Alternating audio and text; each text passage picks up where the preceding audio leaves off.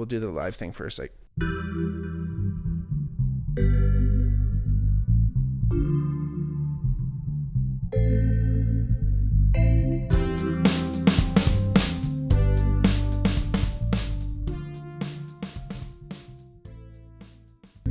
hey everybody, welcome back to the Bigmark podcast. It's me, your host, Bigmark.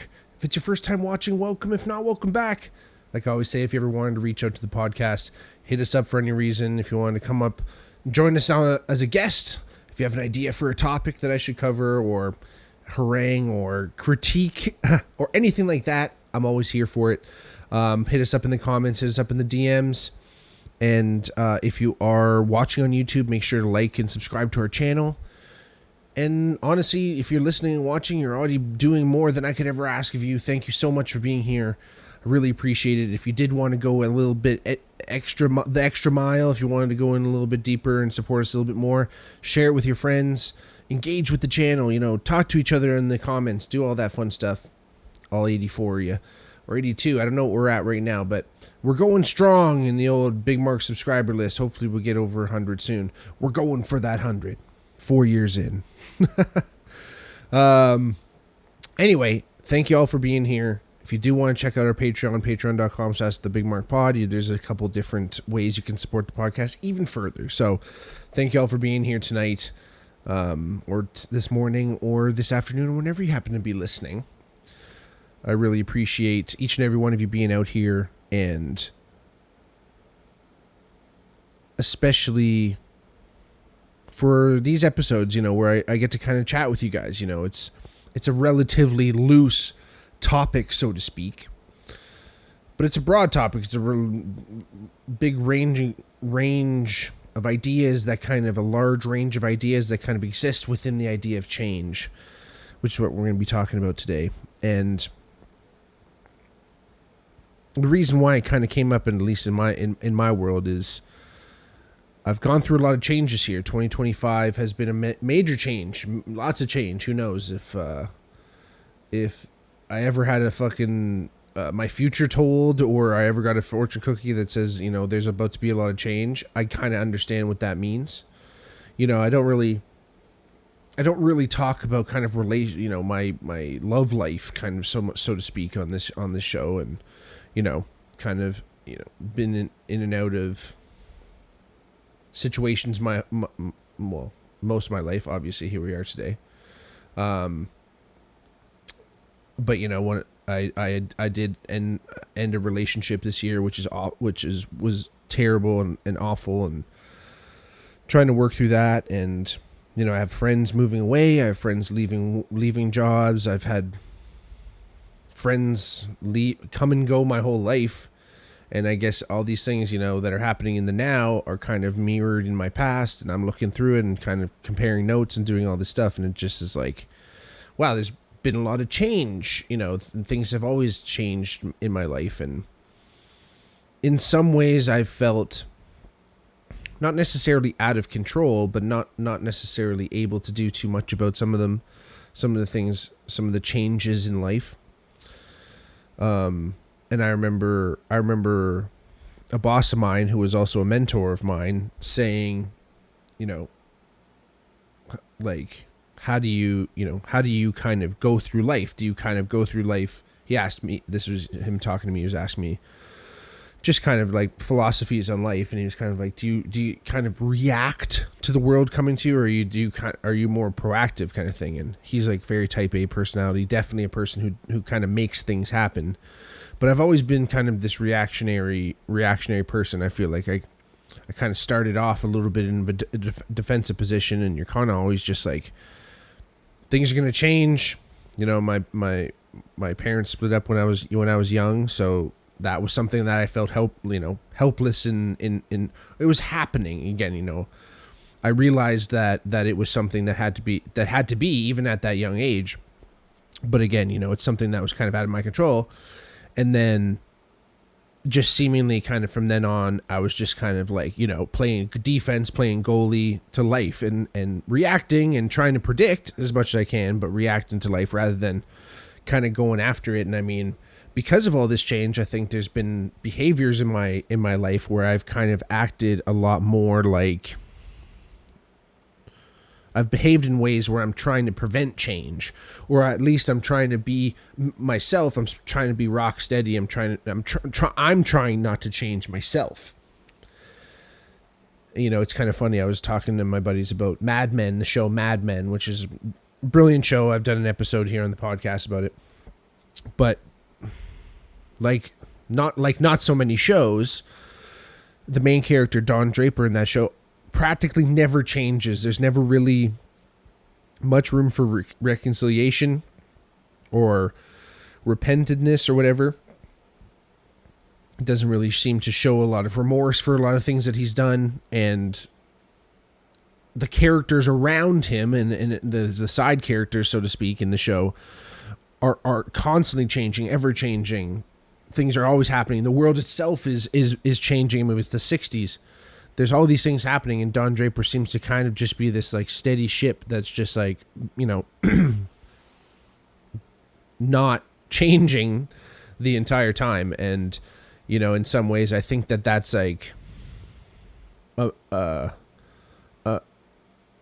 pursuit of many. You know, I think it's a stoic approach, maybe a masculine approach, but this idea of like, I'm just going to be the same. I'm going to let the world kind of happen, but this approach that I'm taking right now, it'll either eventually work out, or at least I can live with the fact that I'm sticking to my guns. I'm sticking to myself. In fact, my same ex-boss mentor also said one time, and this is when he was younger and I was a lot younger too. I think this was probably like after first year university, potentially. We got together and we were all kind of talking, and my ex-mentor, or whatever you want to call him, was like, hey, you know, it's always funny getting together with guys because guys never change. And, you know, he had kind of gone through like maybe some tumultuous relationship up until that point, but it was like, it's kind of funny, but again, it's someone that I respect saying this, and it's like, oh, okay, maybe you don't change, you don't, like, you know, a small little thing. Again, prefrontal cortex not fully developed yet, and just an idea that always kind of stuck with me of like, oh, kind of dudes don't change. And I remember saying that to him years later when I worked for him, and he almost scoffed at it, being like, that was almost like a foolish thing to say as a young man. But again, that's this idea of like, I'm just going to like stay the same. I'm just going to try to prevent change where I can, i.e. in myself, personality, potentially things you do, whatever, looks, you know, all these different things, right? There are some things that are within our control that we can really control. And I feel like sometimes when people feel out of control, they grasp for some of those things that don't change. But, you know, I've always been a relatively eclectic person. I've always been into so many different things that I've almost never felt as one person anyway. And again, almost in some of these ways, moving from all these different avenues in life requires a different mark in a sense, you know, not to be fucking weird and like, I don't have a fucking split personality, but it takes a different approach, you know. I remember, I don't know when I would have actually even figured this out, but again, just like, maybe it was like my sports buddies versus like, you know, some of my other interests, at least, maybe not even with my other friends. It was at least my own interests. You can see, you know, when you say something potentially in front of guys and they go, what the fuck is that shit? Like, what are you talking about? You know, i.e. like, oh, yo, I love this show. It's like, oh, that show fucking sucks. Like, so then you start to go, okay, maybe I'll at least just keep that to myself, or maybe that show fucking sucks. And, you know, that's all peer pressure, and that's all these different things, social conforming behaviors and doing all this stuff, right?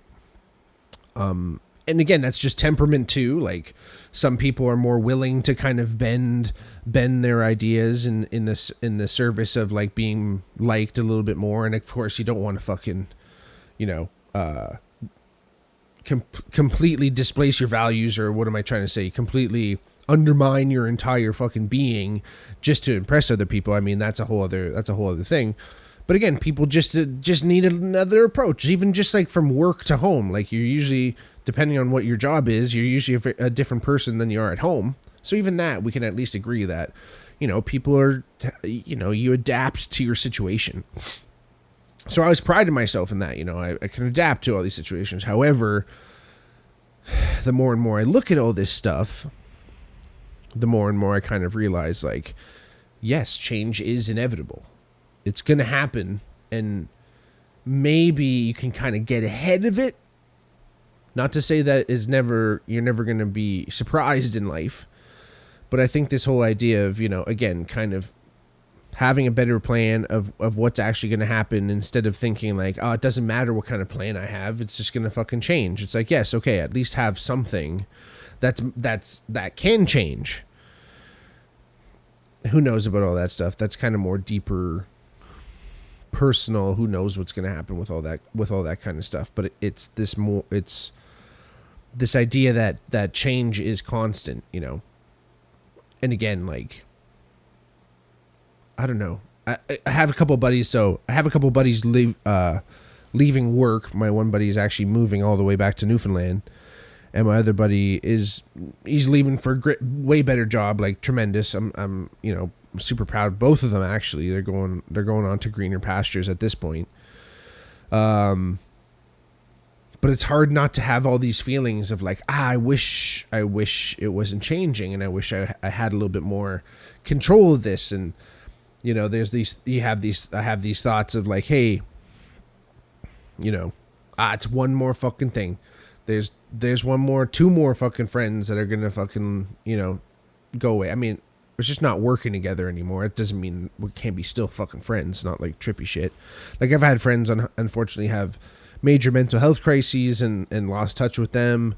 I've had friends fucking die, like, through not necessarily fucking good circumstances.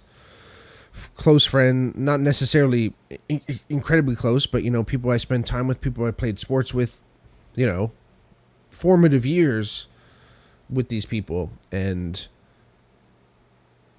it's just this tail of the tape. It's gonna fucking change. It doesn't matter what you fucking think.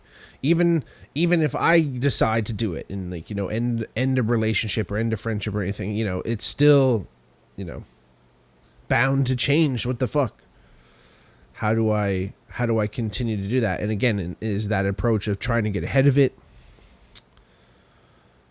Because again, we talk about sports, from anything from sports to psychedelics on the Bigmark podcast.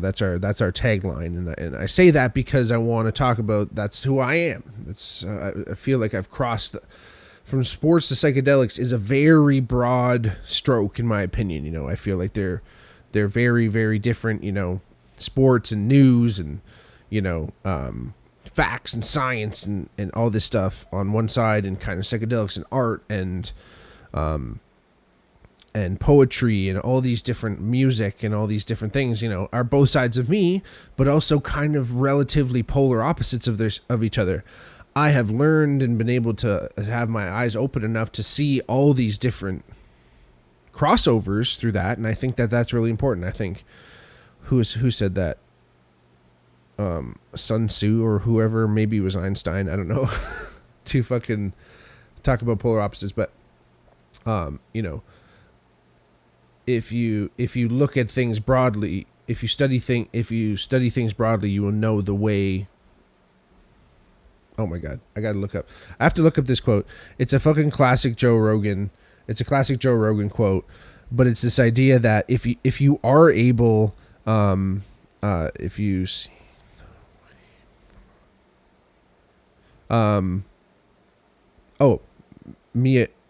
Miyamoto Musashi, if you know the way broadly, you will see it in all things. If you know the way broadly, you will see it in all things. And that's basically kind of saying that if you kind of look at the world with this wide lens, yes, it appears to be segmented, it appears to be segregated, it appears to be all these different worlds coexisting simultaneously. And yes, that's true.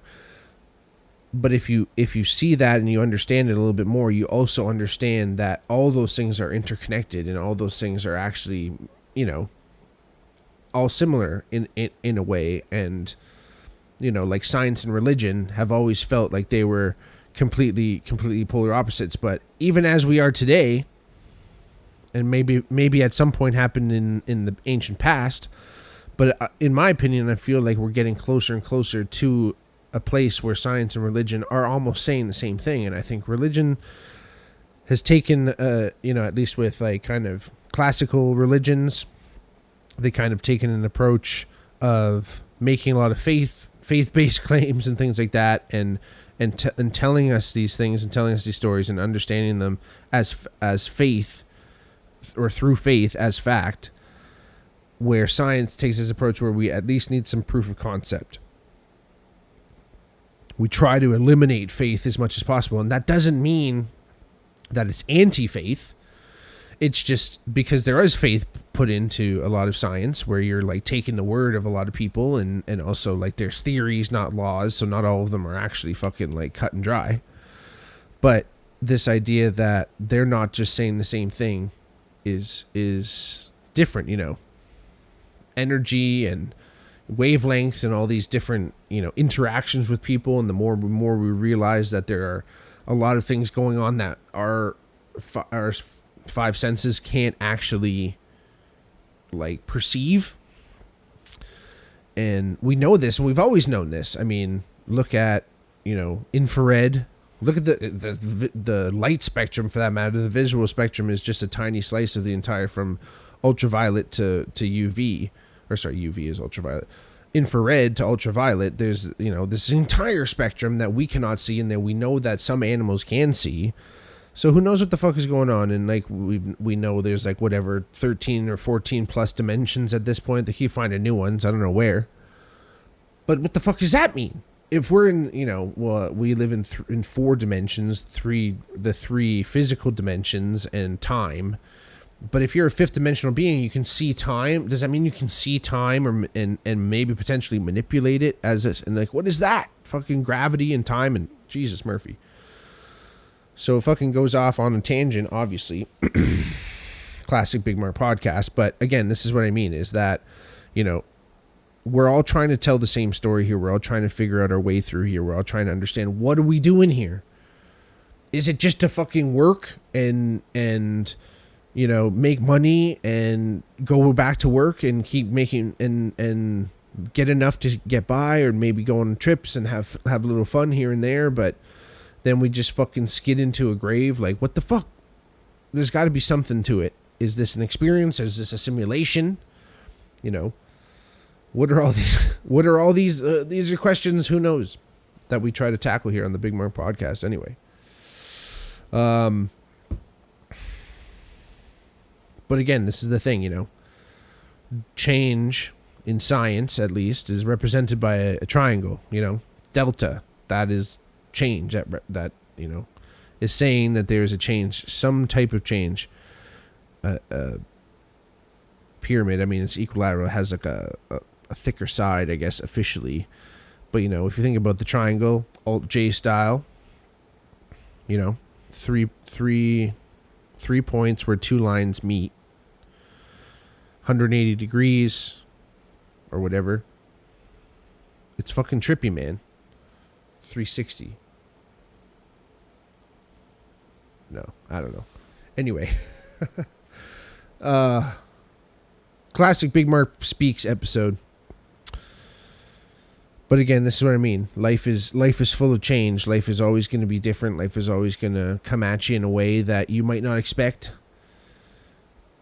How are we going to keep going on? We're going to try to gain a little bit of control. Reason why I brought up psychedelics in the first place was this idea of, one thing I have learned through using psychedelics is through the experience of psychedelics. Sometimes it can be pretty fucking intense.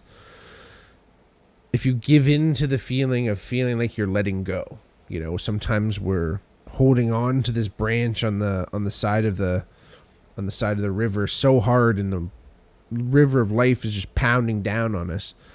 And if we let go, you're going to float down that river, and it's going to take you somewhere. Again, talk about change. It's going to take you somewhere where you might not know where you're at, but at least you're going with the flow. And again, that can be hard, and you forget about that kind of stuff when you're when you're in between the trips, at least. But the more we kind of grasp and try to gain control, the harder it kind of beats down upon us. And, you know, there's that idea of like the harder you hold on to the rope, the more it might burn you, right? So this is where I get things kind of confused and weird, where it's like, do I just go with the flow, or do I take action and try to fucking wrangle this absolute, you know, chaotic universe and not know what the hell is going to happen, and be disappointed every time I don't get the thing I want potentially, or who knows, because of, again, like I said, the more you want to have control, the next thing you know, the smallest little thing changes, everything's fucked, because you're like, had all these plans are supposed to go this certain way. So these are my conflicts. How do I balance this idea of trying to go with the flow, trying to be easygoing, going with it? However, knowing deep inside, I do want certain things. You know, people want things, and it's tough, right? Because you don't always get what you want. And is it all just about getting what you want? No, obviously. And, you know, no one wants to be selfish, but sometimes you have to put yourself first. So I'm conflicted. I've always been, you know, I guess a people pleaser in a way, or again, being able to read people and understand, you know, where they're coming from, to try to fit in and do all the, you know, get along in a social environment. You know, it becomes weird, like who is that kind of person inside, and what does that person actually want? Not what other people what I think other people want me to, what I think other people think I should want. None of this. How do I fucking just get down to the core, Marcus, and be like, yo, what the fuck's up? Anyway, if you know, hit me up in the fucking comments. But I hope you've enjoyed the little ride, or the little, you know, look into my mind here. I mean, again, this is kind of one of these things. It's such a broad topic. You kind of just keep talking about it forever. But changes happen. Change is good. Change is weird. Change is bad. Change is all this fucking weird shit. Some things do have to change. Some things have to stay the same. Life will only grow. The tree of life only grows with its roots reach into hell, as well as its branches reaching into heaven. So you got to have a little dark to have the light. That's all we know here on the Bigmark podcast. Thanks again for joining us. I'll talk to y'all next week. Peace.